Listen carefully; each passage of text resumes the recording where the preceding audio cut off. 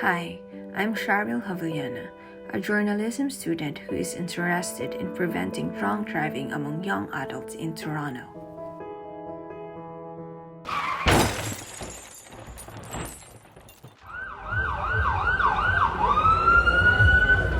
Road crashes are one of the leading causes of death among young adults, according to Mothers Against Drunk Driving.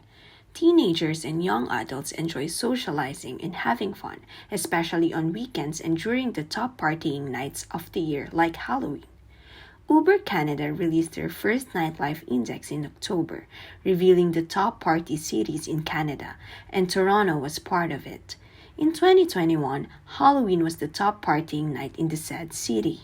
According to statistics, alcohol and drugs are a factor in 55% of motor vehicle crashes, which are the leading causes of death among young people. If we were to ask, who is truly to blame for teen drunk driving? I had a chance to talk with John Renz Abanador, a 20-year-old college student. He told me about his near-fatal drunk driving experience while we were near the area where it happened. So this is where I encountered my near-death experience. It happened last year. That's actually the first party I attended since pandemic happened. It was kind of a secret Halloween house party. My friend organized, and since social gatherings is not yet allowed last year, a lot of my friends are staying over. So I decided to go home so I can rest in my own comfort zone. They insisted that I should stay, but I didn't listen. I told them that I'm not drunk, something like that. Just like what a typical drunk person says, you know. I've done drunk driving a lot of times, so I don't feel scared at all.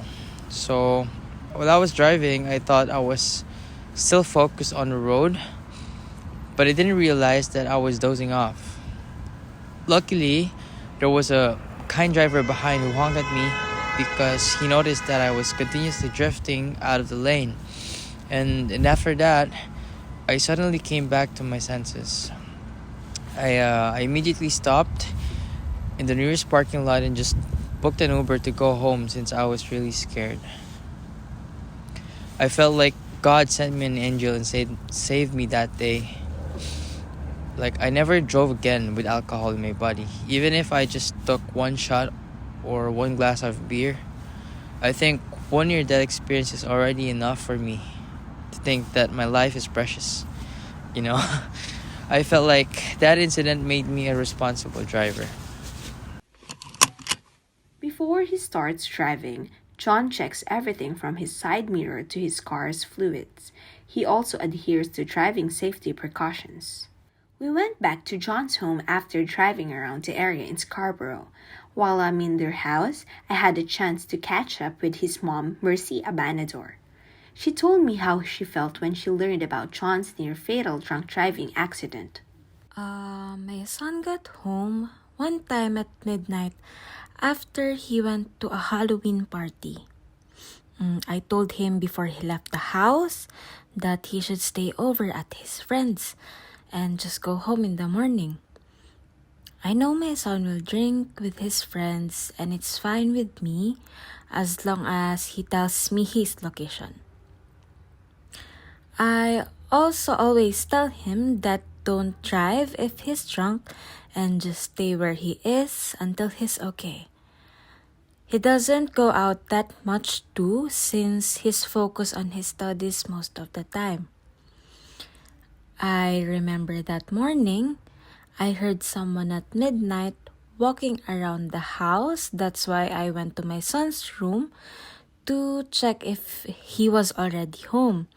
And there he was dipping in his outside clothes. I woke him up and I wanted to ask him if he was drunk or did he drive home when I clearly told him to stay at his friend's house instead. After he woke up, he hugged me. I was confused and then he told me what happened to him.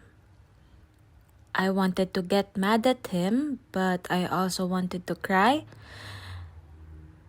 because I'm really thankful to God that he's alive. Mercy's eyes are starting to shed tears as she tells the story. Her voice is also cracking. I hugged him tightly and I cried. After that incident, I did not become strict with my children because I believe that it will just worsen the situation if I did that. But I always tell them to update me on where they are. I also always ask them not to bring a car if they are partying and just take Uber instead. Most of all, I tell them to never ride in a car with a drunk driver.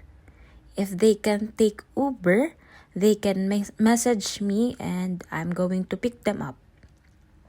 That is how moms are. They will go out of their way for their children's safety. It's Halloween weekend and John decided to go out with his friends. But since he's now a responsible driver, he didn't bring his car. I'm booking Uber now. This app is like my best buddy. I'll never go out and party ever again without this. I went clubbing with John to see how he had fun and what he planned to do after the party. While waiting in line, I saw a lot of police roaming around the area. I asked one officer what precautions they do to prevent drunk driving, especially since Halloween is a busy night. We're doing our best to keep the peace and order during this hectic night.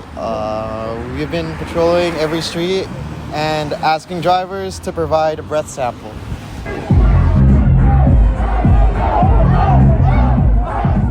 It's now past 2 a.m. Party is almost done. A lot of people had fun, and we're also madly drunk. Let us now ask Sean how he is doing. I had fun, man. This is the first time I went clubbing again after 2 years. I was kind of tipsy earlier, but I'm sober now. But even I get drunk, Uber's there for me.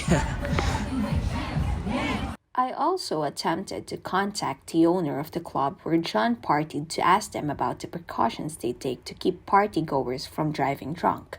Unfortunately, no one is available to talk that night because they were too busy. After investigating, it is hard to point out who is accountable for impaired driving among young adults.